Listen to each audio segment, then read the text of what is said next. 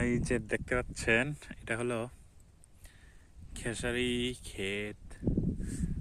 এই যে গাছে ফুল আসছে, এই যে দেখেন কত সুন্দর সিম ধরছে। তো আমি একটা সিম ছিঁড়ে খাবো, আপনাদের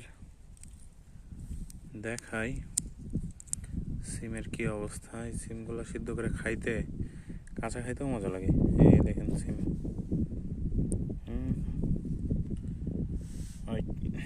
দেখা যায় না কেন?